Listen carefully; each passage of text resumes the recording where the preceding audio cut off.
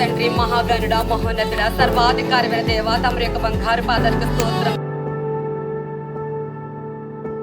చాలా సంతోషంగా ఉంది. ఇటువంటి ప్రాంతంలో దేవుని స్వార్థ పరిచర్య చేయడానికి దేవుడు ఇచ్చినటువంటి కృపను బట్టి, భాగ్యాన్ని బట్టి నేను దేవుని స్తుతిస్తూ ఉన్నాను.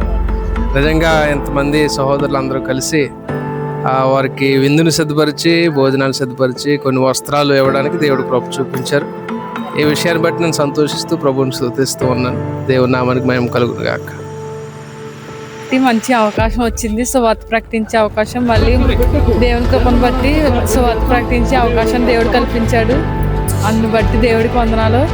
ఆ సువార్త ద్వారా ఒక ఆత్మైన రక్షించబడాలని మేము ఆశపడుతున్నాం. దేవునికి మహిమ కలుగును గాక.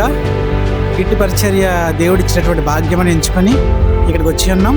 అనేక మంది మారు మనసు పొందాలని మా యొక్క అభిలాష. వారిలో కూడా మార్పు వచ్చింది.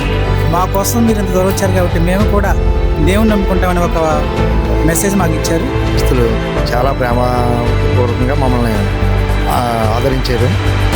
అక్కడికి వెళ్ళడం అయితే చాలా సంతోషంగా ఉన్నదండి మాకైతే కనుక. ఇదే పరిచర్య ఇదే విధంగా ముందు రాబోయే రోజుల్లోని దేవుని కృపను బట్టి మరలా రావాలని ఆత్మపూర్వకంగా కోరుకుంటున్నాం.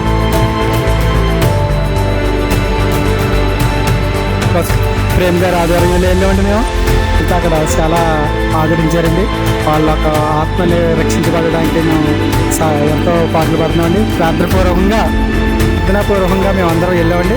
దేవుడు మమ్మల్ని నడిపించిన విధానం చాలా సంతృప్తికరంగా ఉన్నదండి. మరి ఇంకా చాలా దూరం తిరగాలని ఆశతో ఎదురు చూస్తూ ఉన్నారండి అయ్యగారు.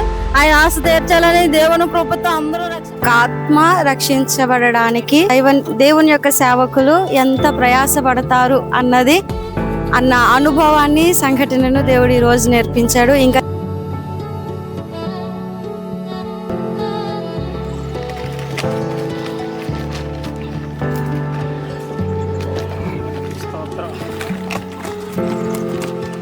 మొదటి